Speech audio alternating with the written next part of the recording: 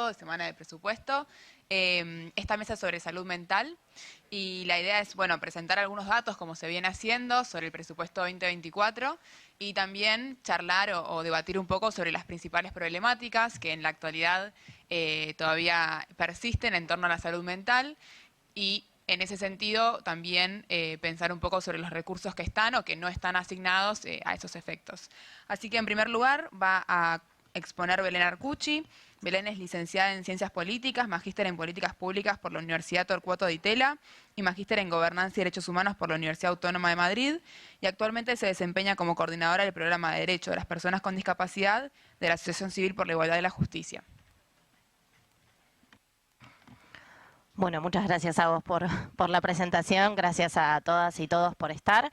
Bueno, como decía Agostina, en esta mesa específicamente vamos a hablar un poco sobre el presupuesto asignado para el próximo año en el proyecto de presupuesto para salud mental, pero también vamos a hacer un marco general con los invitados y las invitadas que me acompañan, que ya los presentaremos, sobre algunos de los principales desafíos también hoy de la agenda de salud mental en Argentina, justamente para ver el presupuesto y la inversión de recursos a la luz de las prioridades y las urgencias que hoy tenemos en Argentina, ¿no?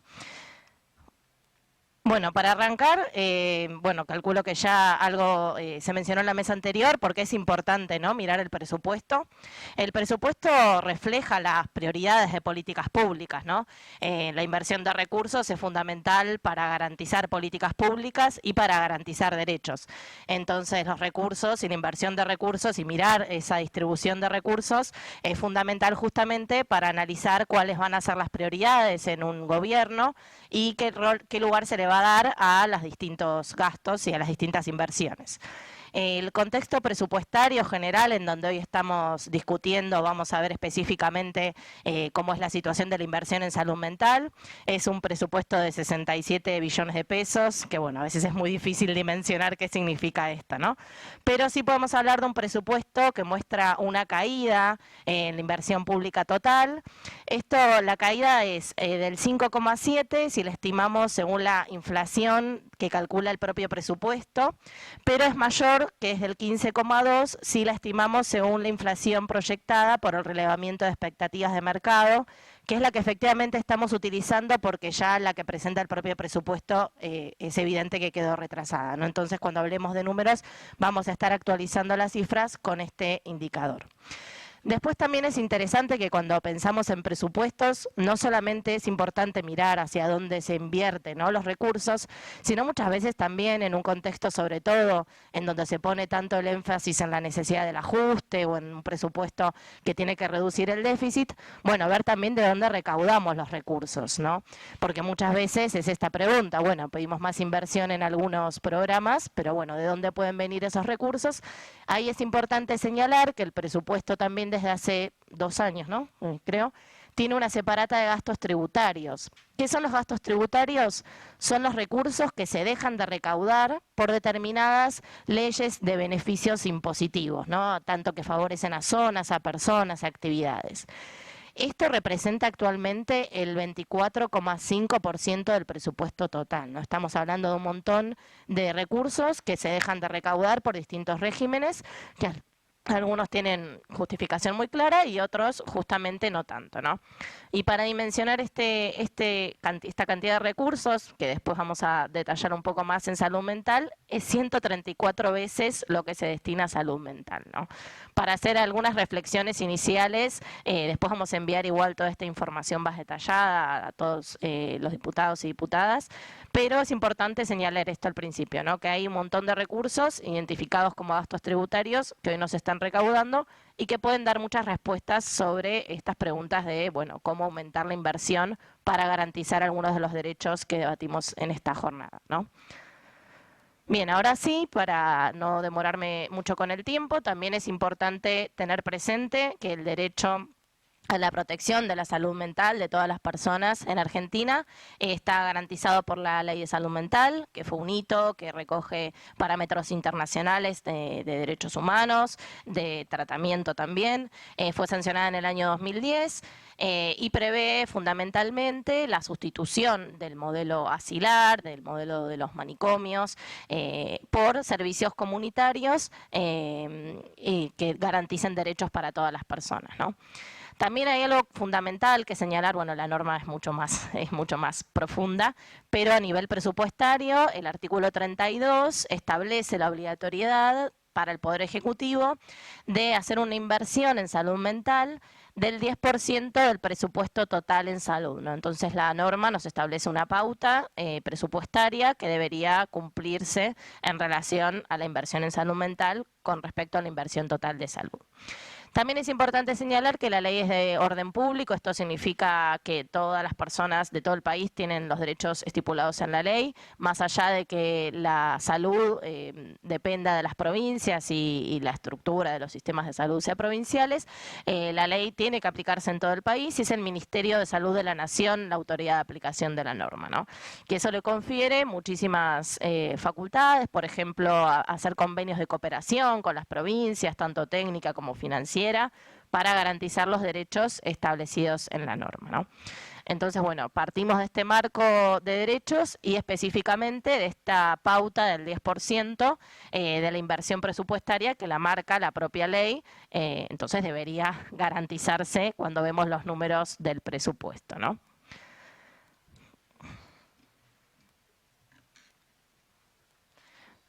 Bien. Ahí, bueno, ya mirando un poco la inversión en políticas de salud mental, ¿no? Una aclaración, nosotros desde así, históricamente, mirábamos el gasto, la inversión en 4 entidades, que era la actividad de apoyo y promoción de la salud mental, que está dentro del Ministerio de Salud, después voy a detallar un poquito más sobre esto, del CEDRONAR, del Hospital Especializado en Salud Mental y Adicciones Laula Bonaparte y la comunidad, bueno, el Hospital Montes de Oca, que hoy es la comunidad de Ramón Carrillo. Siempre miramos solamente estas 4 entidades y siempre dijimos que había gastos o inversiones en salud mental por fuera de estas 4 entidades, pero nos era muy difícil identificarlas porque no estaban identificadas en el presupuesto. A partir de este año se empezaron a publicar en datos abiertos del presupuesto de la Oficina del Ministerio de Economía algunos presupuestos transversales que identifican en distintas etiquetas transversales inversiones en distintos derechos, y una es en las políticas de salud mental. Entonces, no solamente toma estos gastos que nosotros siempre habíamos mirado, sino también otros ítems y actividades del presupuesto, como por ejemplo dentro del Ministerio de Obras Públicas, la construcción de nodos de cuidado que consideran que están vinculados a garantizar el derecho a la salud mental, dentro del Ministerio de Salud otras actividades, por ejemplo el acceso de medicamentos, el desarrollo de seguros públicos de salud, la formación de recursos humanos, otros hospitales que también brindan atención en salud mental. También, por ejemplo, hay un presupuesto que está identificado del Ministerio de Desarrollo Territorial y Hábitat, de apoyo a la vivienda social, dado que una parte se destina a personas externadas de establecimientos, y también la actividad del Ministerio Público del ejercicio del derecho a la protección de la salud mental, que tiene que ver con el órgano de revisión, ¿no? Esto, bueno, es un avance porque identifica otras inversiones que antes no podíamos identificar. De todas maneras, tampoco hay mucha información sobre las decisiones que se tomaron para etiquetar el presupuesto, por qué se tomaron estas actividades. No nos queda tampoco, no tenemos la información plenamente de que otros recursos no queden por fuera de este etiquetado, pero bueno, es un avance que permite estimar un poco mejor cuál va a ser el gasto y el presupuesto para salud mental. En el 2023, o sea, el presupuesto vigente para este año, establece que la inversión en salud mental es de 41.960 millones. Siempre, bueno, cuando estos números se hablan así de forma tan grande y no se tienen muchos parámetros, a veces es difícil hacer análisis, por eso siempre es importante hacer análisis comparados de las variaciones y también internamente cómo se compone, ¿no?, esta inversión, que es lo que vamos a hacer ahora. Bueno, proyectando entonces esta etiqueta nueva que establecieron sobre salud mental, hacia el presupuesto del 2024, que no estoy pasando, ahí va, podemos ver que el presupuesto que está estimado para el año 2024 para políticas de salud mental es de 61.300 millones aproximadamente. Esto en términos reales significa una reducción de un poquito más del 30% con respecto al presupuesto que está vigente para el 2023, ¿no? Entonces esto ya es una preocupación que en términos reales, es decir, considerando la inflación, va a haber, si no se modifica este proyecto, una reducción del 30% en el presupuesto con respecto al vigente actualmente, ¿no? Bueno, eso es una preocupación importante que ya queremos marcar, que vamos a también enviar esta información a los diputados y diputadas que tienen la facultad de hacer reasignaciones, ¿no?, para que esta situación se revierta. También, bueno, la podemos ver en términos comparados del año 2022, 23 y 24. En el año 2023 se ve un pequeño aumento. Si finalmente se devenga el presupuesto devengado, significa el ejecutado, ¿no?, el que efectivamente se termina gastando. El presupuesto vigente es el que actualmente se estipula, ¿no? Así que, bueno, en el año 2023, hasta este momento, el presupuesto vigente supera el del 2022 y hay que ver si efectivamente esto se termina ejecutando hacia fin de año, ¿no? Y la comparación, como les decía, con el 2024, se ve claramente la caída que mencionábamos del presupuesto proyectado sobre el que está proyectado este año. Y lo que es interesante, también les decía muchas veces que a veces los números en sí mismos no nos dan tanta información, es bueno ver cómo se compone esta inversión en salud mental hacia el interior de sus distintos componentes, ¿no? Entonces acá también es interesante porque vemos que, por ejemplo, la inversión para el CEDRONAR, que es la Secretaría de Políticas Integrales sobre Drogas de la Nación, se lleva el 41% de todo el presupuesto de salud mental. Después tenemos el Hospital Ramón Carrillo, se lleva el 23% del presupuesto. Después tenemos también el otro hospital, el Laura Bonaparte, el 13% del presupuesto.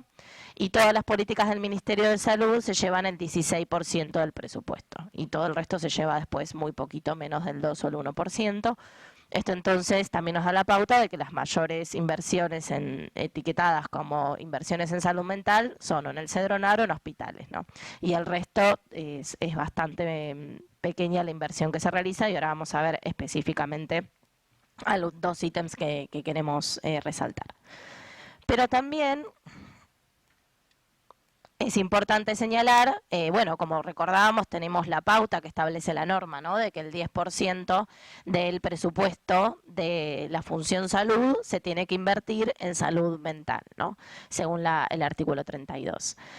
Nosotros tomamos ahora el nuevo etiquetado de salud mental y calculamos esta comparación, y realmente tanto en el año 2022, en el 2023, como el que proyectamos para el 2024, nos muestran que seguimos muy lejos de esa inversión, ¿no? Hubo un anuncio del Ministerio de Salud en el marco del Encuentro Nacional de Salud Mental de que se había alcanzado esta pauta. La verdad es que con nuestros números no nos da este resultado. Nos gustaría saber sobre qué números hacen este cálculo, pero bueno, no encontramos esta información. Pero al calcular la totalidad de la función salud, vemos que estamos en el 2022 en un 2,2, en el 2023 en un 3,1, y ahora en el 2024, por la caída justamente que veíamos, baja incluso este porcentaje un poco más. Si lo comparamos con el Ministerio de Salud como jurisdicción, está un poquito más arriba, pero tampoco alcanzaríamos el 10% de la inversión, ¿no? Entonces, aún estamos muy lejos de garantizar esta pauta presupuestaria establecida en la norma, ¿no? Bien, ahí, bueno, como les decía, toda esta información igual la vamos a enviar con más detalle, más profundidad Pero queríamos ahora poner el foco en el análisis específico de dos actividades. En primer lugar, la actividad apoyo y promoción de la salud mental, ¿no? Esta es una actividad que está dentro del Ministerio de Salud, dentro de un programa que se llama Prevención y Tratamiento de Patologías Específicas. ¿Por qué miramos esta actividad con tanto detalle? Así la venimos siguiendo desde hace muchos años. Bueno, porque es la que tiene a su cargo acciones directas vinculadas a la implementación de la Ley de Salud Mental, ¿no? Tanto como brindar capacitaciones, como elaborar estrategias de intervención, realizar el seguimiento de que se estén adecuando los dispositivos y los hospitales monovalentes a las pautas de la ley, fortalecer la red de servicios de salud mental comunitaria, promover la externación de personas, algo que es fundamental, ¿no?, para garantizar los derechos que establece la ley. Por eso miramos siempre este programa que, como decimos, es el único dentro de todo el presupuesto que está focalizado específicamente identificado para la promoción de la salud mental. Bien, ahí no sé si se ve muy bien en la diapositiva, pero justamente este programa, aún teniendo la importancia que mencionamos recién y las acciones tan relevantes que tiene a su cargo para la implementación de la norma, vemos que en los últimos 10 años, desde el 2014, que podemos identificar y estamos siguiendo este presupuesto, fluctuaciones muy relevantes, con un presupuesto muy importante en los años 2014 y 2015, una caída de 87% de ese presupuesto para el año 2016, y después se fueron recuperando en algunos años relativamente, pero nunca volvió a alcanzar la inversión que había tenido en el 2014 y 2015, ¿no? En los últimos años, si queremos mirar y focalizar para no perder mucho tiempo, en el 2023 y en el 2024. En el 2023 el presupuesto vigente actualmente, comparándolo con el del año 2022, sí muestra un aumento muy relevante del 130%, si se llega a ejecutar en su totalidad, y ya vemos que se ejecutó 712 millones, que es el número más alto desde el 2019 más o menos, ¿no? Así que vemos una recuperación que de todos modos, insisto, no llega tampoco a lo que fue los niveles de inversión del año 2014 y 2015. Y para el año 2024 vemos que la inversión inicial, la que está proyectada, de todas formas también muestra una caída del 14% con respecto al presupuesto de este año. Y esta actividad, para dimensionar un poco también dentro del gasto total de la etiqueta de salud mental, es solo el 2,1%, ¿no? Entonces acá como un primer dato vemos quizás una incongruencia entre la importancia de las acciones que se le asignan a esta actividad con el presupuesto real que tiene asignado en comparación a otras políticas de salud mental, por ejemplo, hospitales, ¿no? Y nos genera alguna preocupación en términos de cuán efectivamente puede la Dirección de Salud Mental cumplir con sus funciones con el presupuesto que tiene asignado, ¿no? Bueno, acá en el gráfico queda muy claro, ¿no?, en términos visuales, como después del 2014 y 2015 hay una reducción significativa que se va recuperando un poquito, pero no llegamos a esos niveles de inversión. Esta actividad tiene dos metas físicas. Los presupuestos estipulan metas de crédito financieras, pero también metas físicas, que son asistencia financiera a proyectos de salud mental y talleres de cooperación en salud mental, ¿no? No quiero perder mucho tiempo en esto, pero el proyecto 2024 establece 25 proyectos financiados, que es un número en relación a los que venían siendo ejecutados elevado, así que hay que ver qué pasa. Acá varía mucho entre lo que tienen presupuestado y lo que ejecutan, por eso muchas veces no sabemos si las metas financieras tienen correlato en la realidad, ¿no? Y también la otra meta financiera que prevé son participantes en talleres, y para el año 2024 se prevén 12.000 participantes, perdón, 14.000 participantes, así que también hay que ver si esto se realiza o no se realiza, pero también son pautas que nos dicen, bueno, qué actividades realiza la dirección, ¿no? Entonces, principalmente asistencia financiera a proyectos y talleres de cooperación.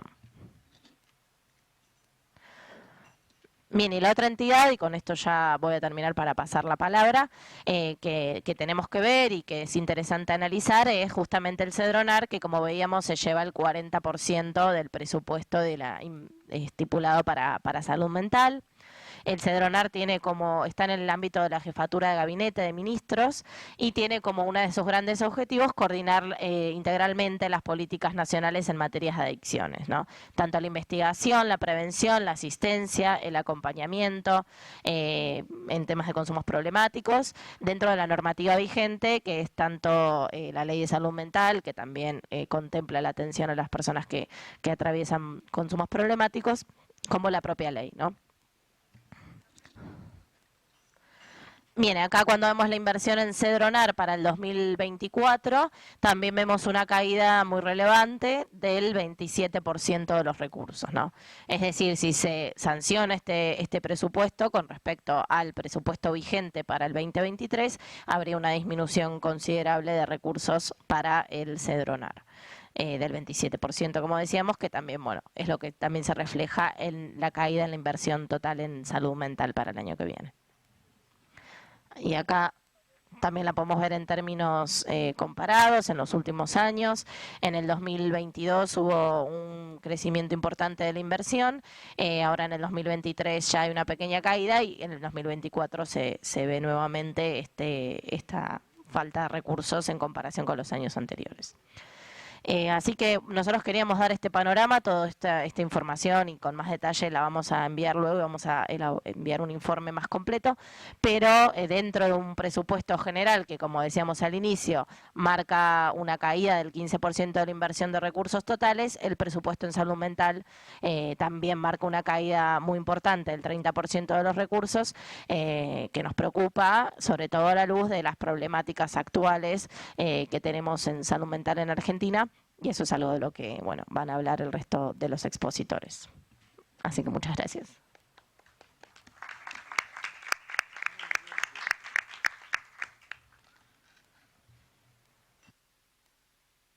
Ahí va, todavía estoy lidiando a aprender con este micrófono. Sí, creo que un poco para recuperar dos cosas, como por la positiva, me parece que el hecho de que contemos actualmente con este presupuesto transversal está bueno, porque bueno, está bueno en términos de análisis de datos, pero también para tener una herramienta más como para poder analizar este presupuesto y también poder pensar en políticas públicas o, como decía Belu, pensar en reasignaciones y cosas un poco más específicas que si no tenemos estos datos quizás no lo podríamos ver, pero quizás como por la negativa recordar que tenemos una ley de salud mental que cambia un poco la lógica manicomial y que esto no lo estamos viendo específicamente en las partidas. Como mencionaba Belu, una actividad tan importante como promoción y apoyo en la salud mental solo tiene un 2,1% del presupuesto en salud mental.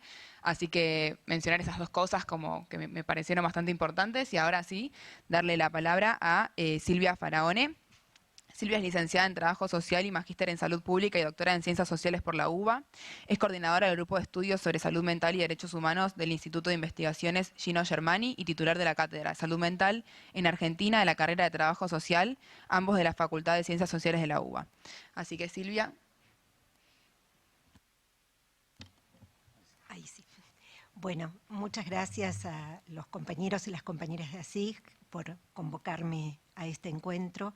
Realmente no teníamos de antemano quienes vamos a exponer el presupuesto, lo cual quedamos impactados. y bueno, cuestiones que uno venía pensando se resignifican a partir de escuchar estos datos, ¿no? Eso me parece como primer cuestión. Cuando me convocaron los compañeros de ASIG, me pidieron que haga una pequeña evaluación de qué dispositivos, qué situaciones veo desde el campo donde estoy, que más que todo es el campo académico, el campo de la investigación, en relación a la problemática del campo de la salud mental y particularmente para pensar en ese desarrollo donde deberían hacerse más efectivas algunas cuestiones presupuestarias. Así que bueno, lo primero que quiero decir es que la ley 26657 es un cambio cultural no solo es un cambio jurídico en relación a los procesos de asistencia y cuidado a las personas con padecimiento psíquico, sino particularmente es un cambio cultural que hace una transformación sustantiva de las prácticas en el campo de la salud mental, de las políticas y de las prácticas en el campo de la salud mental. Y la verdad que a partir de la ley hubo una explosión de pensar la salud mental, pero la ley 26657 también es el resultado de procesos y proyectos que se venían haciendo previos a la sanción de la ley, ¿sí?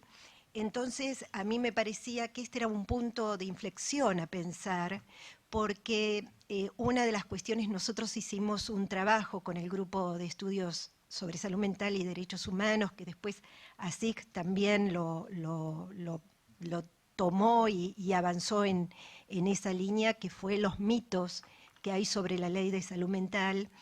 Y uno de los mitos de la ley es que la ley no es posible ejecutarla, no es posible generar procesos de trabajo, y esto, bueno, nosotros hicimos todo un relevamiento de medios de comunicación en la época donde hubo toda una explosión con el caso Chano, con el caso Petinato y con la cocaína adulterada, y ahí vimos todos estos discursos que aparecían como mitos, ¿no? Entonces, el primer punto, digo, la ley se puede cumplir en toda su totalidad, no hay un solo artículo que no se pueda cumplir, y que sí vimos, los que investigamos ya desde principios de la democracia, procesos desinstitucionalizadores, vimos posibilidades concretas de haber avanzado más allá de las internacionales.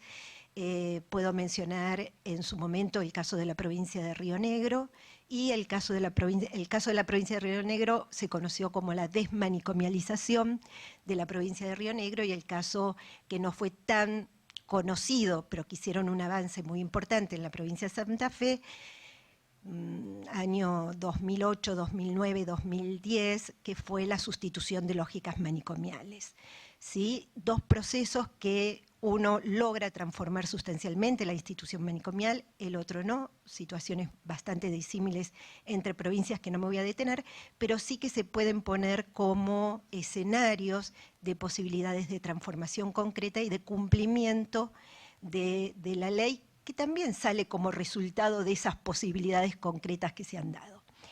Entonces, aquí me acompaña, bueno, Ana Valero, que es parte del equipo de investigación con quien hicimos todo el trabajo de campo de la segunda investigación, que fue en la provincia de Santa Fe. Otro punto que quiero poner acá es el concepto, como nosotros entendemos el concepto de desinstitucionalización. Que no es un concepto que toma la ley en estos términos, pero sí que quiero plantear por qué lo pensamos de esta manera. Nosotros construimos un concepto que es este de desinstitucionalización, la des con una barra invertida, institucionalización, porque lo pensamos de forma dialéctica, ¿sí? No hay procesos de deconstrucción de lo que queramos deconstruir si no pensamos antes en institucionalidades nuevas que permitan acoger y dar asistencia a las personas que requieren de esa asistencia. Dicho esto, desde el año, creo que mi primera investigación fue en el año 94, 95 en la provincia de Río Negro. Empecé antes como estudiante conociendo las lógicas manicomiales, con becas de estudiantes. Vieron que nosotros en las universidades empezamos así, como estudiantes, becas de iniciación, becas de perfeccionamiento, etcétera, etcétera, hasta que nos constituimos en investigadoras, investigadores del ámbito de las universidades. Entonces, yo ya venía investigando procesos de transformación en salas particulares, en un momento de vuelta a la democracia, y donde trabajadores y trabajadoras que habían sido exiliadas del país o exiliadas de las instituciones volvían a las instituciones, y junto con ese retorno también traían las posibilidades de transformación.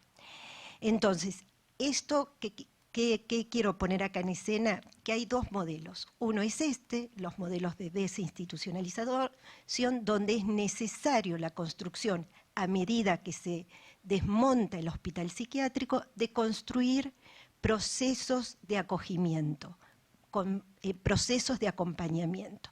Mientras que hay otros modelos, que nosotros los llamamos de deshospitalización o de transinstitucionalización, que son perversos, pero que pasan mucho en la Argentina, y que esos procesos de desinstitucionalización con barra invertida o desmanicomialización, que muchas provincias se nombran de esta manera, no son más que procesos de deshospitalización o de transinstitucionalización. Y voy a decir cuál es la diferencia, porque es necesario pensarlo cuando pensamos un presupuesto en salud. Voy a dar dos ejemplos. Ciudad de Buenos Aires, por un lado, creo que ha modificado profundamente la situación de sus hospitales monovalentes con una política de expulsión total de la población. Esto da como resultado cada vez más personas en la calle, tiradas, con necesidades de salud mental, sin ningún tipo de respuesta. Entonces, la deshospitalización es un ajuste económico-administrativo que lo único que hace bajas de cama sin crear situaciones de apoyo, de salud, de acompañamiento y de crear otros tipos de instituciones que acojan el sufrimiento psíquico. Acá yo tengo un compañero que sabe mucho más que yo de esto, que vengo de las ciencias sociales, pero pensar el padecimiento psíquico, y ahora voy a decir 2 o 3 cuestiones de eso, es realmente de una complejidad que pocas áreas la tienen. Entonces, este es un punto importante. Segundo ejemplo, la transinstitucionalización. Es el traspaso con las lógicas manicomiales presentes en el manicomio a otras instituciones, posiblemente más pequeñas, pero que reproducen esas lógicas.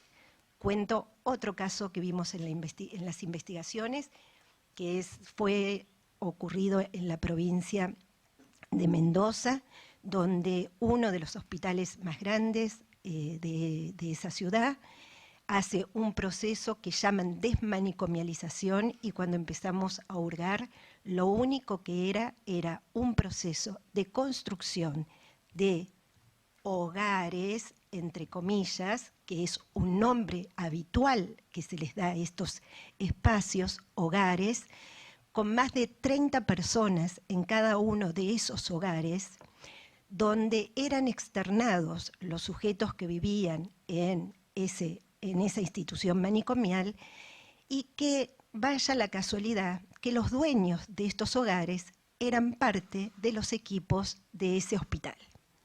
Esta transinstitucionalización además implica una mercantilización de la salud y un traspaso porque fue así, se pagaba una cápita por cada uno de los sujetos internados, y esa cápita significaba sacar recursos del Estado que se podrían haber puesto en otras instancias y llevado al orden privado, ¿sí?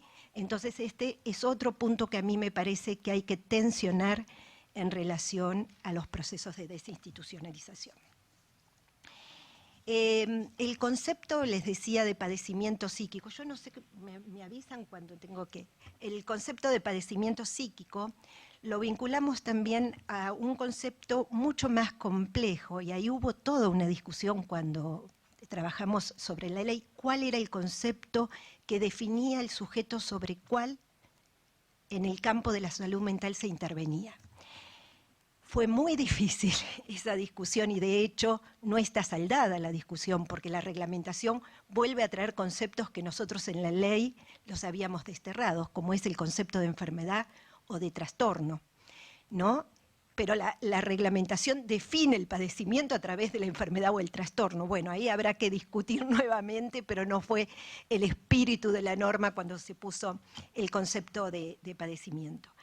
Y cuando hablo del padecimiento, y acá hay algo importante que aparece en el presupuesto por primera vez, es que cuando se habla de padecimiento, se habla de una situación que trasciende al sujeto, porque incorpora a la familia, a los amigos, a las comunidades, y que tiene que ver con que no es posible pensar ese padecimiento desde una sola área. No es solo el área de salud que interviene y actúa y desarrolla procesos de cuidado en tanto a sujetos con padecimiento psíquico, porque el padecimiento psíquico incluye mucho más que el concepto de enfermedad o trastorno. ¿Sí? Entonces, el segundo punto, que me parece que por primera vez aparece en un presupuesto, que no es posible trabajar en el campo de la salud mental si no lo hacemos intersectorialmente, interministerialmente e interdisciplinariamente.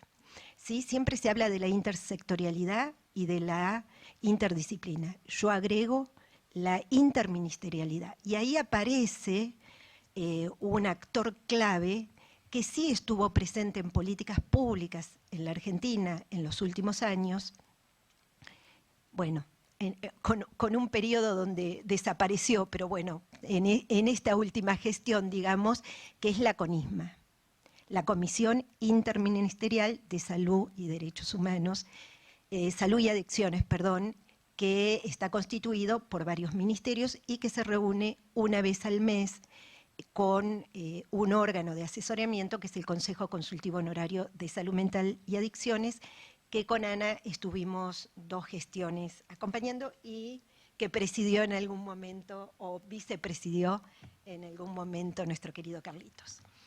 La otra cuestión que quería plantear es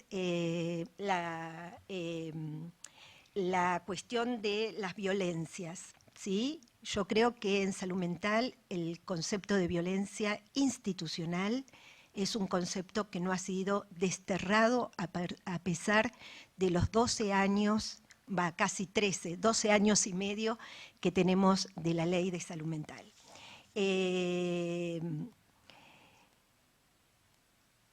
La violencia que se vive en las instituciones psiquiátricas, aún hoy, después de casi 13 años de una norma que para el año 2020 debía haber tenido desaparecidos, o sea, la palabra desaparición no es la más correcta, sino tendría que haber cerrado todas las instituciones manicomiales. No solo no se cerraron, sino que hubo provincias que abrieron. Por ejemplo, en Santiago del Estero. ¿Sí? Entonces me parece que es otro de los puntos que hay que tener presentes. Y en ese sentido yo pensaba las violencias pensadas en los niños, niñas y adolescentes, las violencias en adultos con internaciones involuntarias, las violencias particularmente en mujeres y diversidades sexogenéricas, la ejecución de la violencia en sujetos declarados inimputables, que ahí hay todo un ámbito como para también pensar y avanzar. Y aquí entonces vuelvo a colocar la necesidad de involucrar diversos ministerios, no solo en la ejecución de políticas, sino también para la ejecución de esa política y el involucramiento de presupuestos, de partida presupuestaria de cada uno de esos ministerios. No es posible entonces pensar las políticas de problemas complejos que atraviesan varios nudos desde un solo aspecto o desde un solo ministerio. La otra cuestión que me parecía importante remarcar es aún la ausencia total o casi total, diría, de sistemas de apoyo. Y me parece que el presupuesto debe estar dirigido. ¿Vieron cuando mostraste la torta que estaba buenísima? Yo no sé dónde lo puse. Acá. Vi que el 41.4% creo pertenecía al Cedronar y casi el 50% se iba entre el Hospital Carrillo y el Bonaparte. Es decir, casi el 90 y pico % del presupuesto total se va en instituciones que la ley dice que no deben existir. Entonces ahí tenemos un grave problema. Bueno, otro problema que me parece que no podemos dejar de mirar son los procesos, que no me voy a detener porque es todo un tema, pero se los dejo a los compañeros de ASIG para seguir pensándolos. Son los procesos de medicalización, patologización y particularmente farmacologización de los problemas de salud mental. Me parece que ahí hay si bien hay una implicancia del programa Remediar, de alguna manera, voy a dar solo un ejemplo que a mí me parece taxativo y que nos puede posibilitar pensar lo que estoy diciendo. Nosotros hace ya varios años hicimos una investigación a nivel nacional sobre un trastorno, entre comillas, por supuesto, del DSM, que es el trastorno del déficit de atención e hiperactividad en los niños. Lo hicimos junto con la Cedronar, pensando en los procesos en ese momento de patologización. Ahí surge un concepto que inventamos en ese momento, creamos, que lo llamamos medicamentalización, que después pudimos ver que algunos lo llamaban farmacologización y unimos a ese concepto. Pero dos cuestiones con esto. Primero, que se da en niños muy chicos, en edad escolar en general, y pudimos ver en escuelas de alto rendimiento del conurbano bonaerense norte, escuelas con 40% de grados, de matrículas de grados con metilfenidato, consumiendo metilfenidato, 40% de niños. El otro dato interesante, en otra provincia, fue en Salta, exactamente, que en poblaciones pobres, de niños pobres, no se encontraban diagnósticos como el trastorno del déficit de atención, que sí se encontraban en las escuelas de alto rendimiento. Y fue muy interesante cómo nos dijeron, sí, hay trastorno de déficit de atención, pero hay en las escuelas pagas, en las escuelas pobres no. ¿Y qué se diagnostica en las escuelas pobres? No, esos son chicos violentos. Entonces lo que quiero poner aquí en discusión es que también hay una mercantilización muy profunda por parte de las... y hay un dato muy interesante. En Uruguay había una investigadora colega que lo que pudo observar, que como el Ministerio de Salud proveía el metilfenidato en forma gratuita a toda la sociedad, los más medicados con metilfenidato era la población pobre. Digo, me parece que estas son cosas que tenemos que discutir. ¿Qué es el tema? ¿Qué son los medicamentos? ¿Qué es la producción pública de medicamentos? ¿Qué es la prescripción por genéricos? Digo, no podemos discutir salud mental si no están los psicofármacos adentro y cómo se utilizan esos psicofármacos. Estoy cerrando. Bueno, no voy a trabajar el tema de consumos problemáticos. Nosotros no trabajamos consumos problemáticos, pero me parece que el dato que se puso ahí no lo podemos dejar pasar del tema de Cedronar. ¿Y qué es lo que hoy se financia con eso?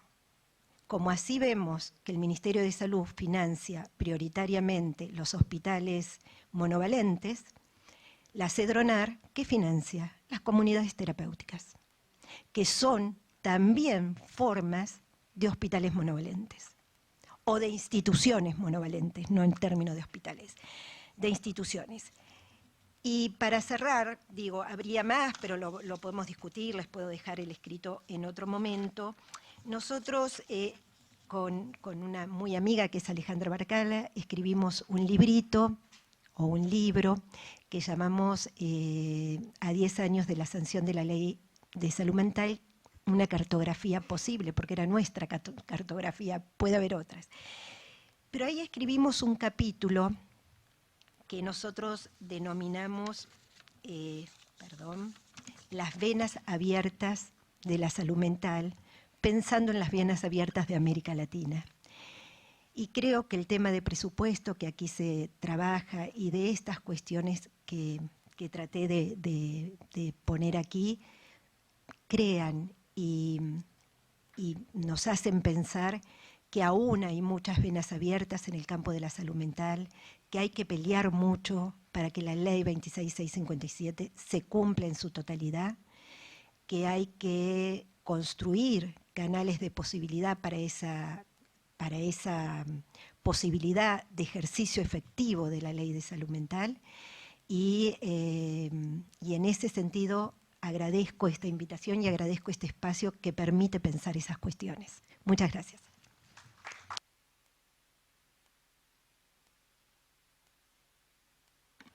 Bueno, muchísimas gracias, Silvia. Creo que todos nos llevamos un montón de cosas para pensar. Yo nunca me presenté, pero yo trabajo en ASIG, así que no hice la autopresentación, pero bueno, tomo esto de que nos llevemos cosas para seguir pensando. Ahora va a exponer Carlos Tisera. Él es médico psiquiatra y especialista en salud mental infanto-juvenil. Es vicepresidente de la Conferencia Basaglia Argentina, asesor del Programa de Infancias y Juventudes de la Provincia de Buenos Aires, asesor de la Dirección de Salud Mental del municipio de Ituzaingó, coordinador del Centro de Día de Salud Mental y Adicciones Chascomús, médico psiquiatra reemplazante de guardia del Hospital General de Niños Ricardo Gutiérrez y docente de la maestría en salud mental comunitaria en la UNLA. Así que, Carlos.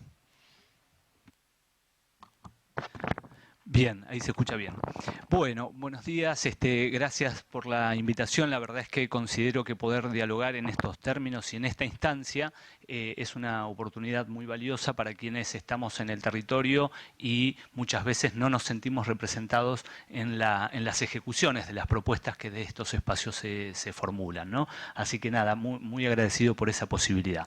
El primer punto que quería tomar tiene que ver con lo que bien describía Silvia respecto de la intersectorialidad, porque para el campo de las infancias y las juventudes, como en muchos otros, pero fundamentalmente en la salud mental y la salud en particular queda absolutamente relegada a instancias en donde la participación efectiva en toda la comunidad es muy acotada. Hago esta primera aclaración porque uno de los aportes que entiendo superadores de la Ley Nacional de Salud Mental es poner en relevancia que la salud mental de la que el Estado se encarga no es solamente de aquellos que presentan un padecimiento, sino de toda la población.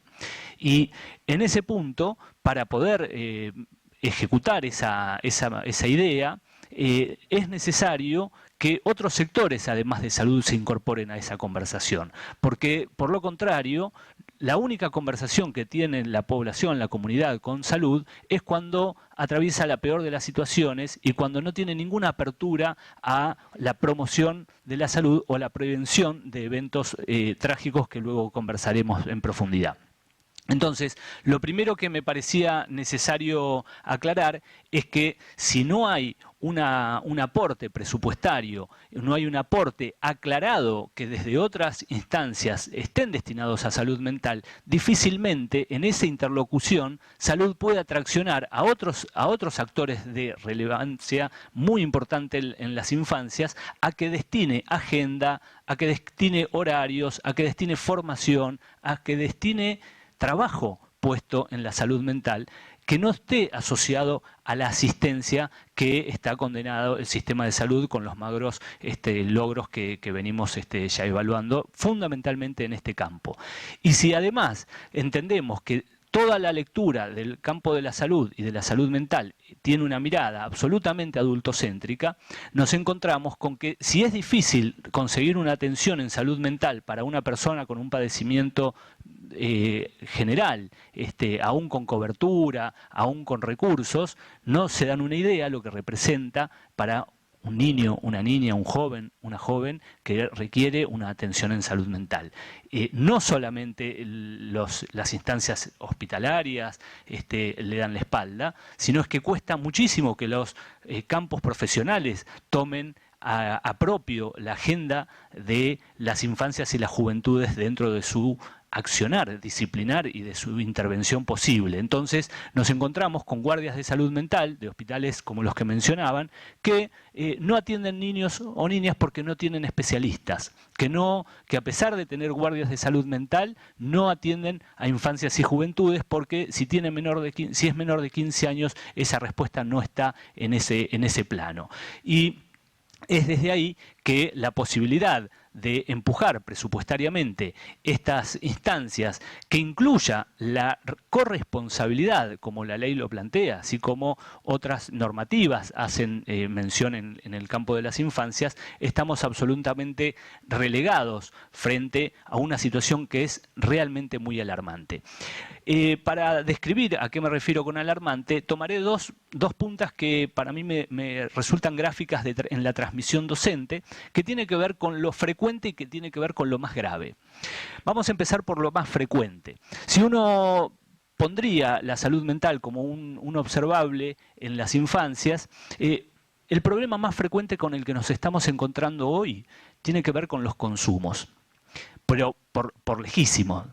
Y cuando hablo de los consumos, uno inmediatamente se va a la idea del consumo de sustancias, cuando del consumo de que estamos hablando hoy tiene que ver con el consumo de pantallas y de contenidos audiovisuales que no tienen ningún tipo de regulación, ningún tipo de cuidado respecto de qué acceso tienen los niños y los jóvenes a qué contenidos, que no hay ningún tipo de política pública que acompañe y permita una mirada crítica, ni siquiera digo un control, una mirada absolutamente crítica respecto de a qué cosas acceden los niños o niñas que están abandonados solos con sus pantallas en una habitación. Que en la pandemia fue una herramienta de entretenimiento fenomenal que nos permitió un montón de licencias que en otros momentos no tendríamos, pero que esto, en términos poblacionales, es tan grave e invisible que nos asusta cuando eso llega a instancias de que un niño no puede comer, no puede jugar o no puede dormir por mirar una pantalla. Esto en nuestras consultas clínicas se asombrarían de cuántas de ellas uno podría obviar esa recomendación y se sorprenderían mucho más de cuántos pediatras o cuántas otras instancias educativas, culturales, sociales trabajan o conversan sobre esta problemática. Ninguna. Cuesta muchísimo que las familias comprendan la gravedad a la que estamos asistiendo en ese plano. Y cuando me refiero a los consumos, y habría la pregunta sobre los consumos de sustancias, obviamos una pregunta que iremos respondiendo con el tiempo, que es que el funcionamiento neurobiológico que da sustento a la adicción al contenido audiovisual y a las pantallas es el mismo que utilizan para todos los tipos de consumo.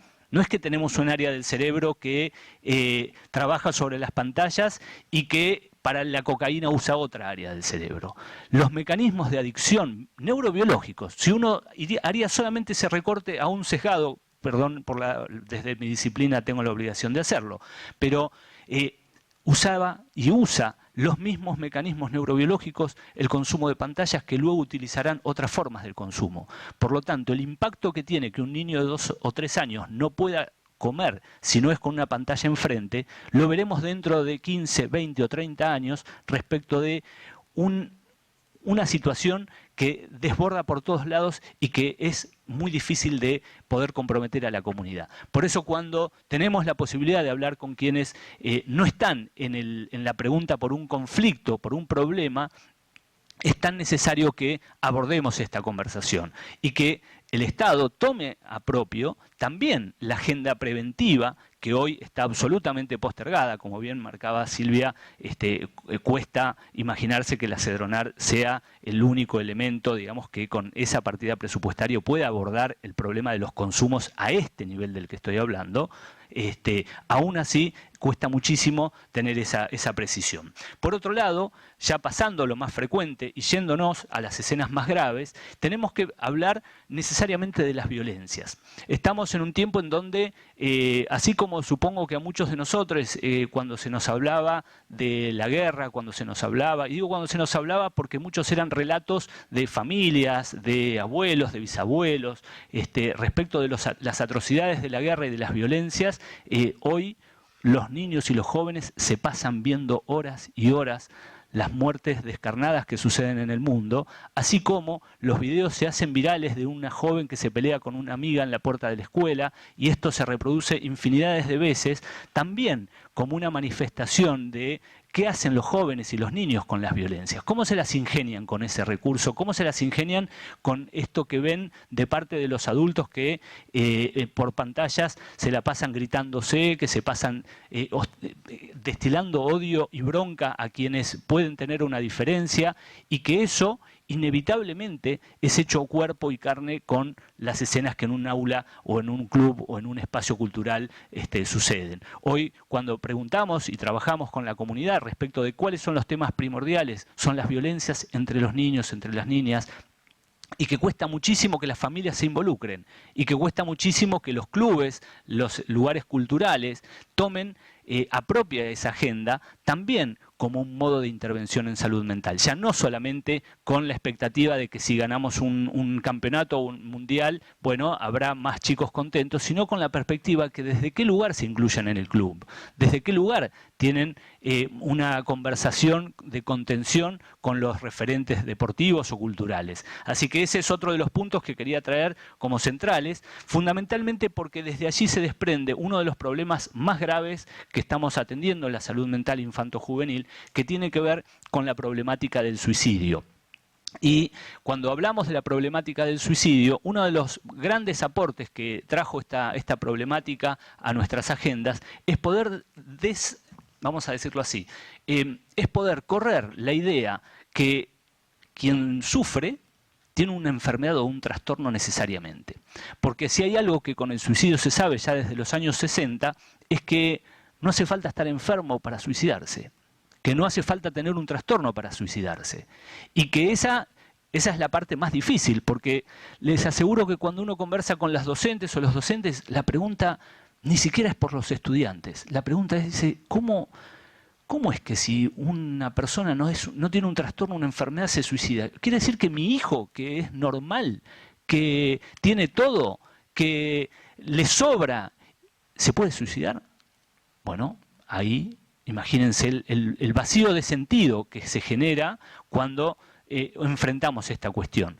Por lo tanto, haber podido mencionar como central el padecimiento por fuera de los trastornos nos permitió que la comunidad empezara a entender de que no hacía falta creer que era un enfermo aquel que estaba sufriendo y que necesariamente iba a tener que ir a ver a un psiquiatra, y que eso iba a condicionar a que su vida era un camino hacia el manicomio, que como disciplinador, como organizador y como forma de respuesta histórica en nuestro país, ha dejado una marca terrorífica sobre quien puede tener un hijo o una hija que pueda necesitar una ayuda, y que crea que la vía final común frente al sufrimiento sea el manicomio, porque todavía nos encontramos con la idea de que si alguien me viene a ver como psiquiatra, puede que lo atienda en mi consultorio, en un hospital o en un manicomio.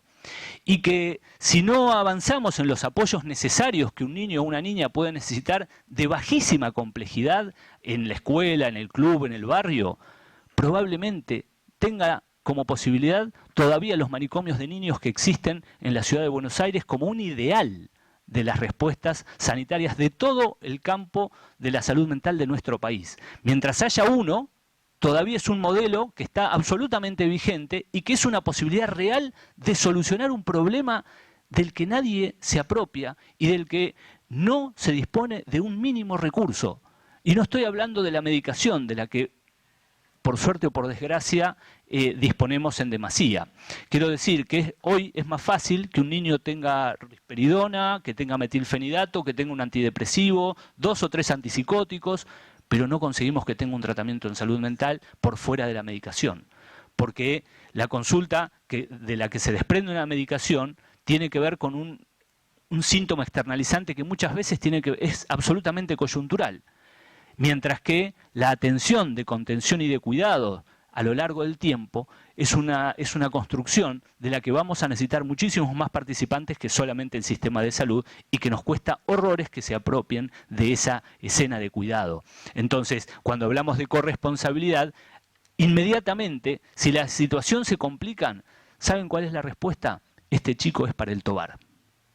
La idea de que si un niño se agrava demasiado, se enoja demasiado, tuvo un efecto paradojal por la medicación, rompió 2 ventanas, acá no puede estar, es para el Tobar.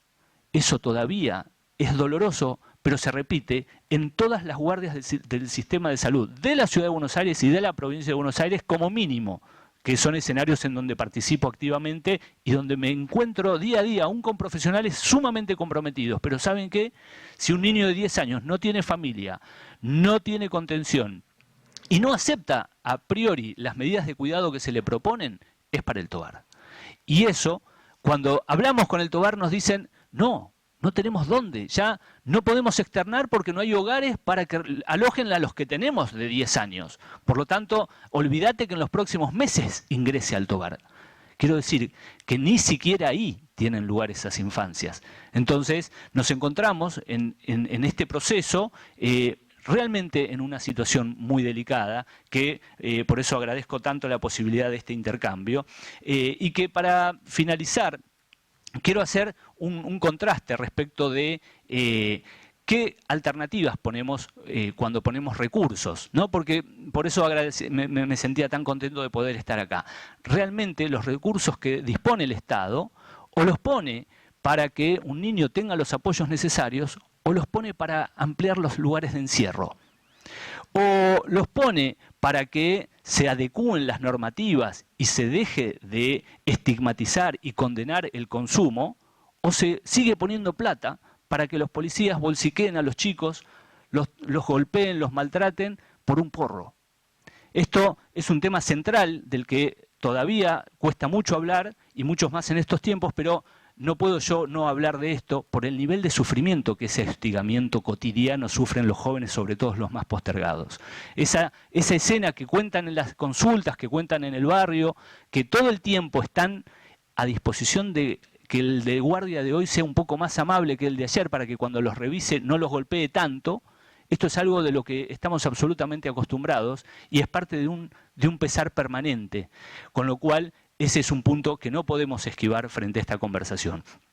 Y para cerrar, quería compartirles una muy breve experiencia, pero que tiene que ver con la participación comunitaria frente a la problemática del suicidio. El suicidio ya no es un problema solo de la salud, sino es un problema de la comunidad toda, que a veces nos damos cuenta cuando sucede un suicidio en la escuela de un hijo.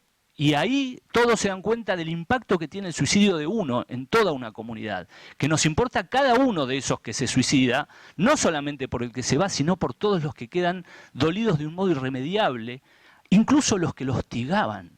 Hay veces que se piensa en aquellos que, pobre, era el novio o la novia. ¿Saben cómo queda alguien que después de hostigar durante 5 años a un joven se suicida? No se vuelve desde ahí, ¿eh? O sea, ese tipo de daños que el suicidio nos pone sobre la cara es irremediable y es necesario un trabajo serio, pero interdisciplinario, pero fundamentalmente intersectorial en esa problemática.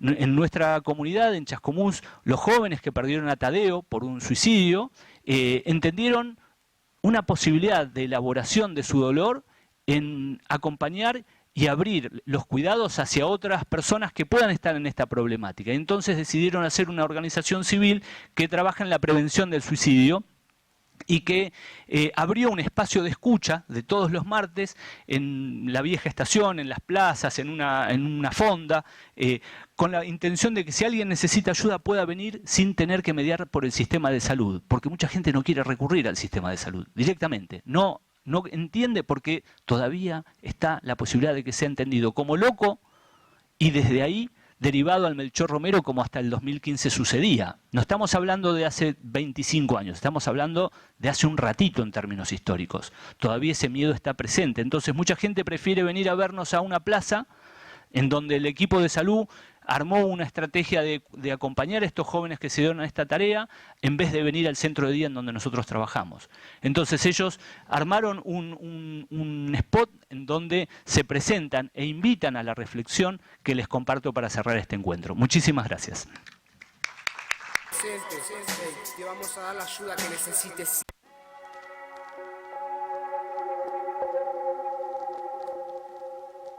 TADES, porque sigue estando y va a estar para siempre. TADES pone la voz en alto para que no haya más ausentes. Te vamos a dar la ayuda que necesites siempre. TADES, porque sigue estando. No estás solo porque acá te estamos esperando. Somos una familia que a los pibes está ayudando. Así que cuando vos quieras te podés ir acercando y contarnos alguno de tus problemas, ya que en la adolescencia cada mambo es todo un tema. Y sabiendo que en esta etapa hasta el hielo te quema, también hay que saber que el fuego corre por tus venas. No hay estrés, vete donde estés, acá te vamos a dar la atención que mereces. Entonces quédate manso ahora que ya nos conoces. Y no dudes en contactarnos, te lo dice TADES.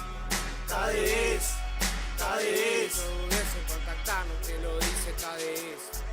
TADES, TADES. No dudes en contactarnos, te lo dice TADES.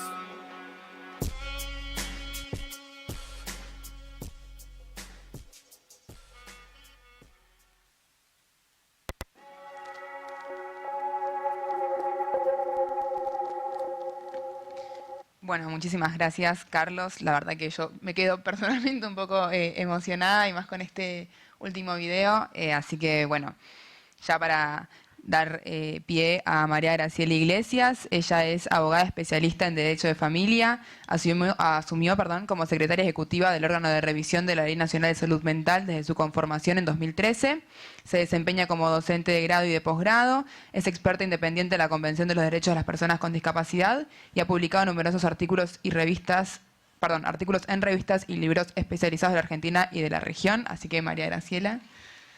Bueno, muchísimas gracias como siempre a SIG, que por otra parte ha integrado el plenario en su momento del organismo que represento, que es el órgano de revisión nacional de la Ley de Salud Mental desde su implementación. Algunas cuestiones que, bueno, después de lo que han dicho el compañero, es muy fuerte remontar, pero como que hay una cuestión todavía ausente en la palabra que tiene que ver con los derechos y que tiene que ver con el derecho, porque uno puede pensar un presupuesto, pero si ese presupuesto lo que va a replicar es la sumatoria de cantidades de dispositivos que todavía increíblemente se llaman como casas de medio camino, cuando la propuesta hoy tiene que ser, y hoy es una responsabilidad del Estado cumplir, que sea otra, entonces haremos un presupuesto para seguir vulnerando derechos. La primera cuestión que quiero señalar es la invisibilidad, la invisibilidad que tiene el entorno, la invisibilidad en las convocatorias que todavía tiene la salud mental cuando depende la salud mental de un pueblo, porque la Ley Nacional de Salud Mental no es la internación. Y hemos estado y estamos en cada encuentro pensando y cómo se puede presupuestar y cómo se atiende, donde en una síntesis donde únicamente pareciera que estamos reglamentando la internación, y entonces eso da lugar a detractores de derechos en pensar que si hay internación voluntaria o involuntaria y si tiene que haber más encierro, y cuanto más encierro, menos derechos de personas que en una corresponsabilidad de todo el Estado han sido arrasadas. Entonces me parece que una cuestión que también hace el presupuesto es pensar que la salud mental es transversal. Por lo tanto, ese paradigma implica que nosotros tengamos un reto en este momento. Silvia hablaba de desinstitucionalización, pero el Estado argentino tiene un reto mayor, porque en realidad la desinstitucionalización no se hace desde salud mental. La desinstitucionalización se hace desde políticas públicas integradas, y hoy la demanda y el reclamo que tenemos a nivel internacional es que construyamos un modelo de vida independiente a partir de la consideración de personas que están en igualdad de condiciones con las demás personas. Y esto lo hemos asumido como Estado, o sea, no es que uno esté dando un discursito porque queda bien. Esto es una responsabilidad del Estado, igual reconocimiento como persona ante la ley. Sin embargo, digamos, desde el lugar que represento, nosotros monitoreamos y monitoreamos el sistema de salud mental a nivel país, en todo el país. Voy a agregar algo a lo que acaba de decir recién Carlos respecto de suicidio. Y también intervenimos, pivoteamos entre el ámbito judicial y los demás sectores del Estado, especialmente, por supuesto, salud. La función que tiene el órgano de revisión nacional es una función de lo que dice la ley, es velar por los derechos humanos de las personas que se encuentran en el sistema de salud mental. Eso es enorme, entonces hemos tenido que ir a lo largo de los 10 años de trabajo, de ponerle 2 puntos a eso, porque cómo se supervisa en función de velar por los derechos el sistema de salud mental. Y para eso hemos establecido planes de acción que está muy vinculado con la propuesta presupuestaria, pero no exclusivamente, porque hay un presupuesto que pasa por cada una y cada uno de los que intervenimos o debe de intervenir, desde otros presupuestos, como puede ser la Administración de Justicia toda, como puede ser el Poder Judicial, como quienes deciden, como pueden ser desarrollo social, como pueden ser los sistemas de protección y promoción de los derechos de niñas, niños y adolescentes. Digamos, como hay diversas situaciones que inciden en lo que es monitorear el sistema de salud mental en el país.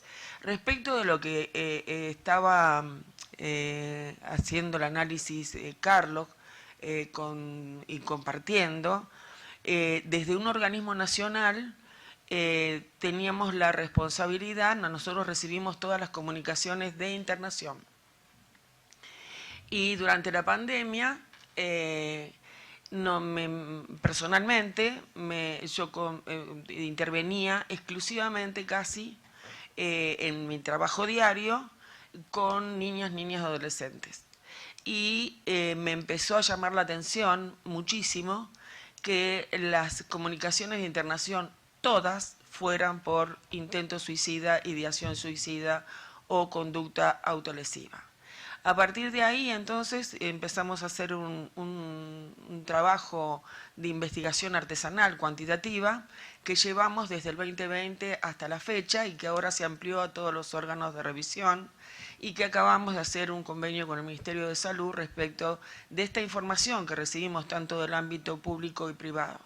Pero hay una cuestión que es justamente esta fragmentación que también hace a los presupuestos y a cómo se piensa el presupuesto en relación a que lo que observamos de cada una de las comunicaciones es que mayoritariamente son niñas o niñas que están muy por fuera de lo que las observaciones generales del Comité de los Derechos de Niños, Niños y Adolescentes establecen. Es decir, están impregnados de soledad, de falta de apego, de arrope, de cuidado, de solidaridad, de referencia.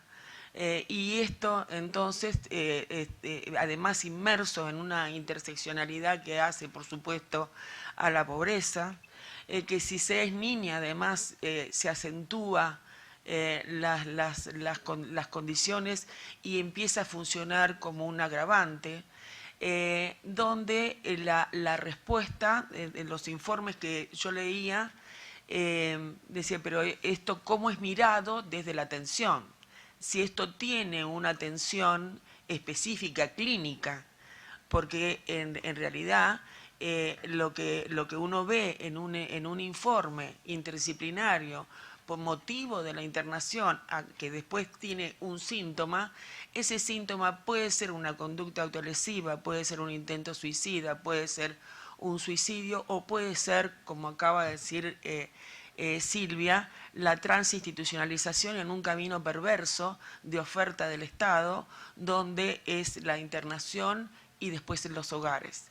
Y desde esa diatriba quedan atrapados niñas y niñas sin que haya un posicionamiento efectivo y real. En este mes que estamos festejando la reglamentación y los programas de suicidio a nivel nacional, por la apuesta, y la apuesta desde lo sanitario tiene que ver con lo territorial, tiene que ver con esto que acabamos de escuchar recién. No es sin los pares, no es sin los protagonistas.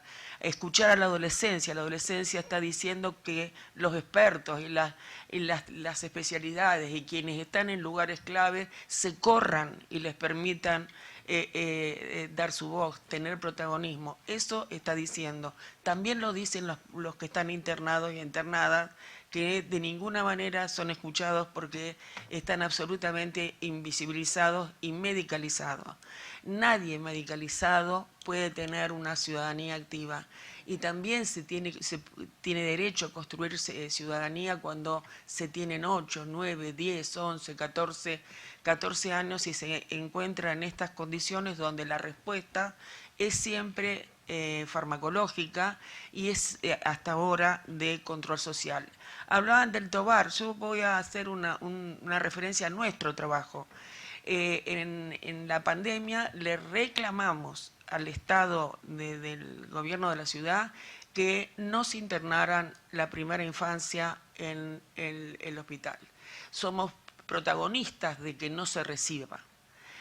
Porque el problema que estamos teniendo, pasa entre quienes defendemos la ley y quienes defendemos derechos, son las contradicciones.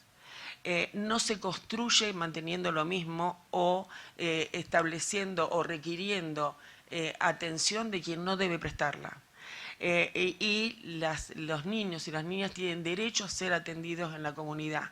Y cuando esto no es posible en un hospital general como cualquier otro niño o niña, porque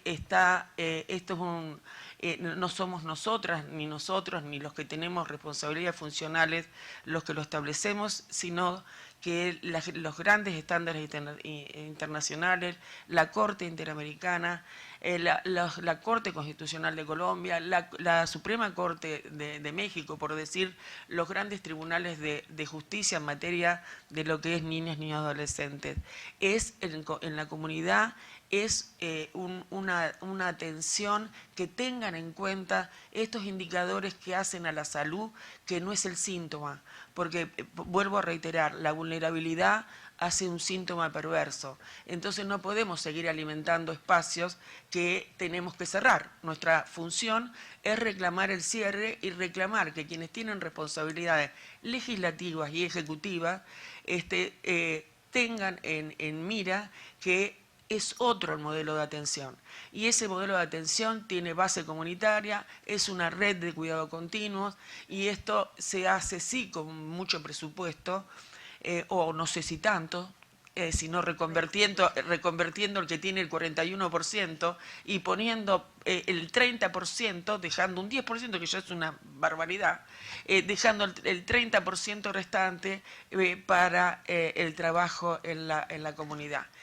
Dos cosas, porque supongo que el tiempo ustedes me lo harán notar, pero no de este arduo trabajo que hemos llevado durante 10 años y lo que significan los derechos, lo que significa el control de derechos. Cuestiones invisibles que a lo mejor presupuestariamente no se ven, pero que vamos traccionando para un mundo y un país distinto, al que tenemos la responsabilidad de defender y de tener en cuenta en este momento, en esta semana que nos toca, que esto de lo que estamos hablando, pese a la complejidad que estamos tratando, también estamos hablando de los derechos conseguidos. Y entonces, en relación a esto, es esta propuesta de desinstitucionalización que donde traccionamos para que los hospitales y la realidad que está, debían cerrar en el 2020, no se cerró, pero tenés que transformar hoy. Y hay 63% de las mujeres que están internadas en el hospital psiquiátrico de mujeres, que tiene todavía 650 mujeres adentro, tienen condición para algún derecho patrimonial. Un derecho patrimonial que está sustituido por terceros, un derecho patrimonial del que son ajenas o es administrado por un representante legal, o directamente quien tiene una expectativa de un inmueble está ocupado, o quienes ejercen el poder, llámese sistema de salud, poder judicial, administración de justicia, o quienes se supone que sabemos tanto, decidimos dónde, cómo y cuándo tiene que vivir. Estos criterios de ser normal, ¿no? De normalidad y anormalidad, que después cuando nos quedamos solas y solos nos damos cuenta que la verdad, que si nos vieran, ¿no? Hablando de normalidad y anormalidad. Sin embargo, hay quien tiene la culpabilización de esa anormalidad, como es el caso de la falta de perspectiva de género en el tratamiento y atención de la salud mental, la sustitución de la falta de recursos sanitarios puesto a la luz del cuidado de mujeres que están en una situación de vulnerabilidad, debilitadas, sometidas y dominadas simplemente por un estigma, por contar con un diagnóstico psiquiátrico. Tuvimos hace muy pocos días el encuentro con una mujer a la que vamos a intentar que sus derechos en un informe sean reconocidos, porque tiene la obligación, porque es una obligación de reconocer los derechos de discapacidad, salud mental y género, que perdió sus hijas, es expulsada en una denuncia de violencia familiar. Nadie reparó que esta mujer tenía una situación en su salud mental, pero que además la restableció inmediatamente. Queda sin hijos, queda fuera de la casa, que está trabajando, hace mosaicismo, habla como políticamente correcto, por decirlo de una manera, se puede presentar ante cualquier lugar, porque los estereotipos hacen que tampoco haya accesibilidad. No es cierto que brindemos accesibilidad, no es cierto, todavía está en las argumentaciones que hacemos, en las jornadas que hacemos, pero no en la operatividad del derecho. Eso es parte de nuestro trabajo, de visibilizar. Sería largo de contar, hay una recomendación que efectivamente habla del derecho de maternaje de las mujeres que se encuentran institucionalizadas, pero de todas las mujeres y personas gestantes que tienen el estigma de la discapacidad psicosocial o intelectual. Y entonces ahí hay un entrecruce de lo que es salud mental. No podemos hablar solamente de un presupuesto único en salud mental, porque cuando estamos con una persona, esa persona requiere de desarrollo social, requiere de hábitat, del presupuesto de hábitat, requiere de ANDIS, y que no sea, no, es tuyo porque es de discapacidad o es mío porque es de salud mental. Estas son algunas de las cuestiones que nos encontramos, personas que están en condiciones de prestar una garantía, mejor dicho, de ir a rentar una casa, un cuarto, una pensión, un hotel, lo que sea, y dependen no tienen garantía. No es creíble su palabra. Hay alguien que es una actriz en este momento famosísima por una serie de Netflix, que está internada en el Hospital Moyano. Esa mujer está en condiciones de vivir sola. No lo puede hacer porque el sistema no se lo permite. Y ahí es el entrecruce presupuestario. Entonces, cuando despertar el interés para pensar en un presupuesto, tiene que ver con un presupuesto, y hablar de sistemas de apoyo, no son sistemas de apoyo huecos. Son sistemas de apoyo que habiliten la vida, que permitan la vida y que construyan esa vida comunitaria, donde entonces, hospital sí, hospital no, no será una discusión, porque el hospital tendrá la ubicación que tiene que tener para atender y cuidar en lo que hace a una situación de salud, no para alojar la vida, no para evitar la vida, no para que las adolescentes sean pasibles de esterilización, pasibles de anticoncepción, sin prestar consentimiento informado, cuando no pueden mantener una sexualidad responsable porque el sistema es restrictivo y no tienen derecho a la sexualidad, pero sí son objeto de anticoncepción. Sí son objeto de abuso sexual por los propios cuidadores, trátese muchas veces de consignas o de propios responsables de la atención específica en los lugares de alojamiento. Entonces digo, cuando uno piensa en un presupuesto y en el reclamo de un presupuesto, también tiene que tener en cuenta estas variables. Voy a terminar con imputables, podría seguir hablando, imagínense lo que es supervisar un sistema de salud mental, pero es la responsabilidad de quienes controlamos derechos para hacerlos real, visibles y no un discurso. Y esto con lo que quiero cerrar son las personas que están en conflicto con la ley penal. El Estado está respondiendo por la falta de detección de la condición de discapacidad en los procesos, pero esto no alcanza si no hay una verdadera reconversión ciudadana respecto de la conciencia, que el estigma de tener un conflicto con la ley penal no puede arrasar con la vida de las personas y tener un agravamiento muchísimo más grande que una pena simplemente por condición de discapacidad, porque eso está prohibido. Y el artículo 5 de la Convención de los Derechos de las Personas con Discapacidad, que establece las distintas formas de discriminación, la peor discriminación es por motivo de discapacidad. Y somos responsables todos y todas por esto. Entonces también somos responsables de pensar con seriedad en los ajustes cuando uno está sentado en algún lugar mínimo o grande de lo que se considere respecto de que tiene que ver con esa persona. Ahora hay una tensión porque voy a reconocer lo propio, yo he sido jueza y como jueza que soy, iba a decir, porque uno no deja de ser jueza porque haya dejado, hemos cometido muchísimos, pero muchísimos errores. Esto de culpabilizar, de condenar. Ahí está una gran amiga y jurista que es hoy jueza de un tribunal de impugnación, donde en sus sentencias habla de esto mismo, de la culpabilización de la mujer, donde carga con una pena por no tener una perspectiva de género y porque el Estado no culpabiliza y quien decide no ve.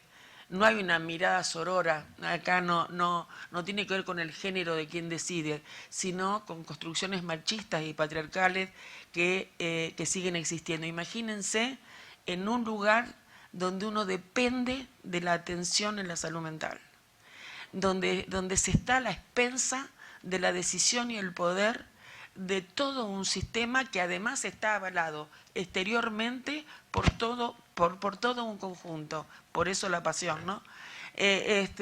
Creo que el presupuesto tiene que acompañar estas luchas.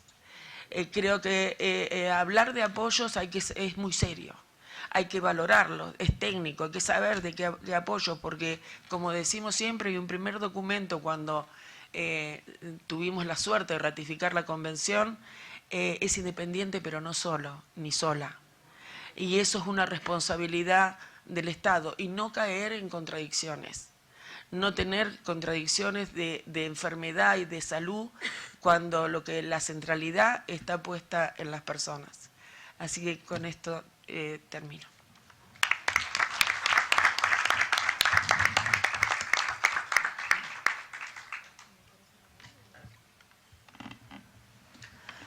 Bueno, muchísimas gracias a los tres, a las tres. La verdad que no puedo sumar demasiado a todo lo que dijeron. Realmente daría para jornadas enteras, ¿no? de todas las problemáticas y todas las cosas que surgieron. Solamente algunas cositas que nosotros, bueno, desde ASIG, desde hace varios años venimos trayendo un lema o el eslogan de invertir en salud mental es urgente y bueno, cada vez se hace más urgente. Claramente detrás de los números y de las planillas y de tablas que podemos ver hay un montón de personas con sufrimientos, con imposibilidades de concretizar sus propios proyectos de vida, porque el sistema no lo permite, ¿no? Como decían recién, el derecho a la salud mental está dentro del derecho a la salud integral, pero es mucho más que eso, es el derecho a poder hacer realidad los proyectos, cada uno haciendo lo que quiera hacer, y dentro de la vida en comunidad y no dentro de un manicomio, ¿no? Después, bueno, la importancia de que exista presupuesto suficiente, transversal, como decíamos, interministerial, interseccional, que no depende solo del Ministerio de Salud para nada, sino que realmente tiene que ser transversal. No cualquier inversión también, no solamente hay que mirar por eso cuántos recursos invierten, sino cómo, que muchas veces quizás no se necesita una inversión mucho más grande, sino reorientarla, pasando de la inversión en hospitales, en centros terapéuticos, a realmente una inversión importante en servicios de apoyo para la vida independiente, que en Argentina es una deuda enorme, enorme, porque no existen este tipo de dispositivos a nivel nacional, y es una preocupación muy grande de que no se está hablando del tema, de que no esté en agenda, ¿no? Entre medio de las urgencias siempre económicas, sociales, políticas, siempre la salud mental, como decíamos, parece quedar relegada y cada vez la urgencia es más grande. Y es posible aplicar, como decíamos, también el modelo, la ley, los derechos que propone la ley. No es imposible, se genera un discurso también de que eso es una imposibilidad y justamente nosotros siempre dijimos que no se puede hablar de que una ley no funciona cuando nunca la aplicamos y nunca hubo bien los recursos suficientes, ¿no? para hacer realidad todos los dispositivos que la ley establece. La etiqueta es un avance, el etiquetado transversal es un avance, pero no es suficiente. Hay que seguir exigiendo a las autoridades que toman las decisiones sobre los presupuestos públicos que estos recursos estén. Y justamente es a las autoridades nacionales y provinciales también. Acá tenemos un claro ejemplo de facultades concurrentes, ¿no? del Estado Nacional como órgano de aplicación de la ley nacional que garantiza derechos, pero también las provincias, ¿no? Y la Ciudad Autónoma de Buenos Aires. Hay que analizar qué estamos haciendo, qué está pasando en cada una de las provincias, cómo se fue avanzando, tomando las cosas que sirvieron, los modelos que se pudo avanzar, para tomar aprendizaje que se puedan extender en todo el país, y sí el Estado Nacional haciéndose cargo, ¿no? de la responsabilidad de ser el órgano rector de este proceso de transformación y de inversión pública, ¿no? en garantizar el derecho a la salud mental y todos los demás derechos que están asociados a eso, ¿no? Así que bueno, no sé si alguno quiere agregar algo cortito para cerrar.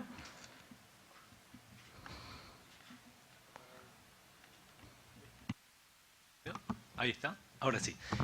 Sí, para finalizar esta experiencia que les contaba, cuando los jóvenes de TADES y estas familias visitan una institución, una escuela o una entidad cultural o deportiva, hacen un ejercicio que es invitarles a los jóvenes a escribir de qué cosas padecen, de qué cosas sufren, qué cosas los hacen sentir mal, sentirse triste y qué cosas los alivian, ¿no? Como para invitar a la expresión del sufrimiento. Y me parecía necesario que tengan una idea de a qué nos referimos, porque estas son las cosas que nos cansamos de leer en esos papelitos que nos ponen en una urna, bien chiquititos para que nadie le lea del de al lado eso que pusieron ahí, ¿no? Y les traigo un comentario que no sabemos de quién es anónimo. Dice: pensé en suicidarme porque me di cuenta que cuando mi mamá dice que no tiene hambre es porque nos deja la comida para nosotros. Soy una boca más para alimentar. Fíjense a qué viene a resolver el suicidio. ¿Cuántas situaciones viene el suicidio a dar una respuesta absolutamente exitosa, ¿no? Nada más que eso. Muchas gracias.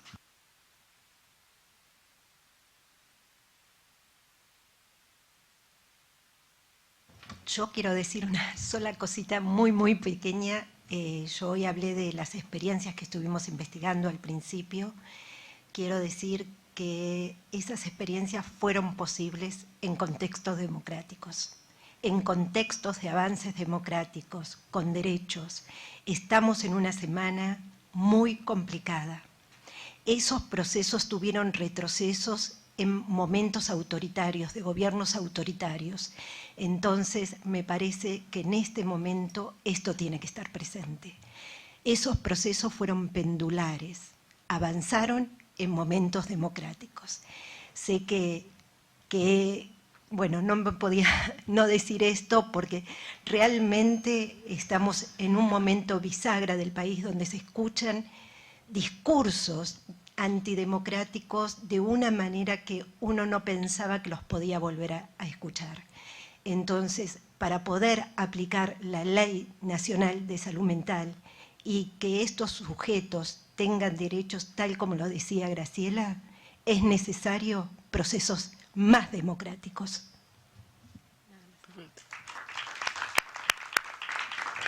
De la misma manera yo quisiera cerrar comentándole lo que sucedió antes de ayer.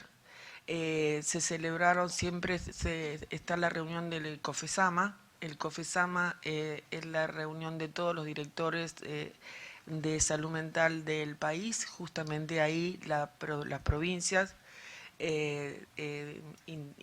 interactúan con el Ministerio de Salud, la Dirección Nacional de Salud Mental y los dos organismos del Estado, el Consejo Consultivo y el órgano de revisión nacional, y entonces ahí establecemos las provincias, las realidades, las gestiones, las dificultades, pero también los avances, que pese al discurso de hacia dónde tenemos que apuntar, no es cierto que no se haga nada, no es cierto que no se haya hecho nada, es conmovedor ver cómo con muy poco recurso, porque acá estamos hablando por presupuesto, pero no se puede dejar de decir lo que es el derecho ganado, y el derecho ganado por parte de los equipos, el convencimiento, este intento de modificar cuando no se tienen los recursos, de reconvertir lo propio de lo que se tiene, y de eso, de todas las situaciones que viven todas las provincias, desde Tierra del Fuego a Jujuy, desde Entre Ríos a Mendoza, se tomó la decisión de sacar un pequeño comunicado, un comunicado que fija un posicionamiento frente a la situación de balotaje del domingo que viene, y por unanimidad se resolvió que los directores nacionales, el Ministerio de Salud, acompañado por los órganos de la Ley de Salud Mental, irrestrictamente defendemos las políticas que tengan en cuenta la memoria, verdad y justicia, los derechos conseguidos, la educación pública y la salud pública de este país.